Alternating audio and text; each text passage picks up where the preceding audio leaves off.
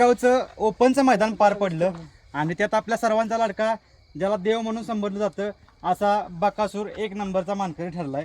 मोहित शेठ पहिल्यांदा आपलं हार्दिक अभिनंदन. काय सांगाल आजचा आनंद काय असणार आहे आज? आनंद काय नाही, बैल आमचा गुलाब राहिला की आम्हाला आनंदच असतो. नक्कीच मोहित शेठ, आज खऱ्या अर्थानं बकासूरने गुलाल केला, पण आज एक वाईट घटना घडली.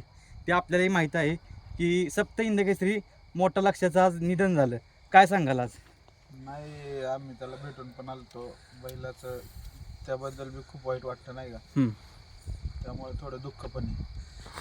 मोहित आज कुठंतरी बकासूरला ज्या पद्धतीनं आपण देव म्हणतो तसंच मोठ्या लक्ष्याला देखील देव मानलं जातं. आजचा हा विजय कुठंतरी बकासूरकडून मोठ्या लक्ष्यासाठी समर्पित म्हटलं जाईल. काय सांगाल त्याविषयी? नाही, आजचा गुलाल मोठ्या लक्षाला समर्पित केला जातो, कारण का तो बकासूरच्या आधी देव होता ना, आता बकासूर देव. आता मोहित आज आपला बकासूरनं तर गुलाल केला, प्रथम क्रमांक केलायच, त्याचबरोबर आपला साम्राज्य देखील मुळशीच्या मैदानामध्ये गुलाला असा पात्र ठरला. काय सांगाल? नाही, त्या साम्राज्य मागे अख्ख्या आमच्या सावकार ग्रुप असेल नाही का, ही सगळी पोरं असतील, त्यांचं त्याच्या मागे खूप त्यांचं कष्ट आहे.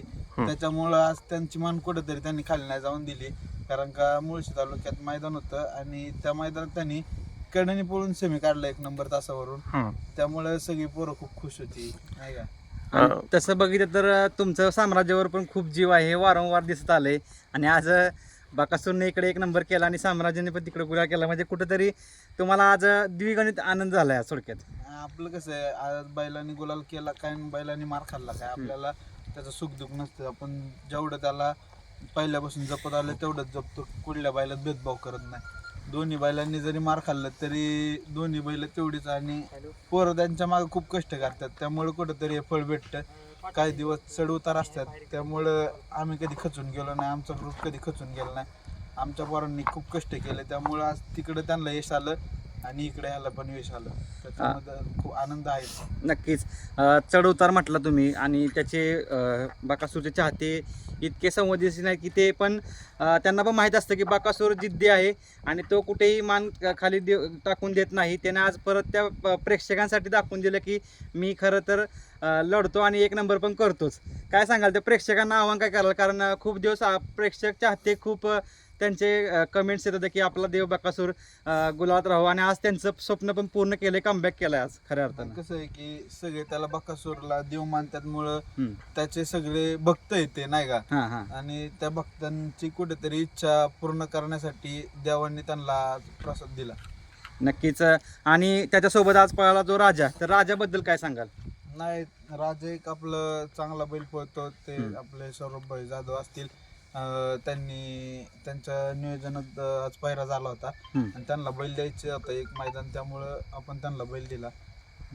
आज फायनलला ज्यावेळी 1 नंबर वाटला त्यावेळी तुम्हाला काय वाटलं? तुमचा आनंद काय होता? वैयक्तिक मनात तुम्हाला काय वाटलं? नाही, आपल्याला आनंद, बैलांनी मार खाल्ला तरी आपल्याला आनंदच असतो, कारण का बैलाने आपल्याला खूप काही कमवून दिलेले. बरोबर. त्यामुळे आपण कधी आपल्याला दुःख होतच नाही बैलांनी सेमीला मार खाल्ला तरी, आणि 1 नंबर केला तरी आपण जास्त हुरळून जात नाही. आणि तुमचं खऱ्या अर्थानं प्रेम पाहायला इतकं मिळतं बकासूरवरचं की मामांचं लग्न झालं तर मामांच्या लग्नात पण तुम्ही बकासूरचाच वेअरिंग ड्रेस केला होता, त्याच्यावर तुमचं खूप प्रेम दिसतं. आणि बकासूरची पण मेन प्रमुख उपस्थिती होती त्या लग्नात पण.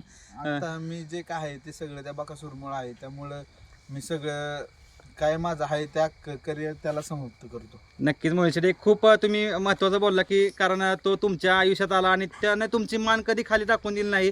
आज पण तो जिद्दीने पळाला आणि 1 नंबर केला. ज्यावेळी वाटतं की ज्यावेळी अतिथी सामने असतात वगैरे त्यावेळी बकासूर करून दाखवतो, आणि आज त्याने सुट्टा निकाल घेतला. मोहित, त्याच्याबद्दल काय सांगाल? कारण आज खऱ्या अर्थानं ओपनचं मैदान खूप दिवसातून लागलं होतं, तुम्हाला माहिती आहे ओपनचं मैदान कमी होतं, पण आज ते ओपनचं मैदान पडलं आणि बकासूरने परत एकदा त्याची जिद्द दाखवली की मी 1 नंबर करतो का तर करतोच.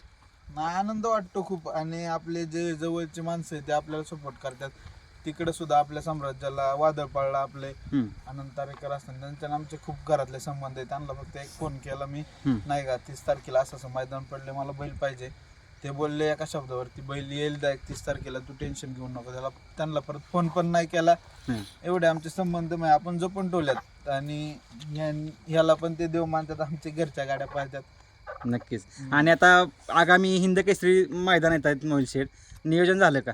नियोजन नाही झालेलं, पण दिसन चांगला नियोजन. आता पुणे जिल्ह्यातलंच मैदान आहे वडकीचं हिंद केसरी.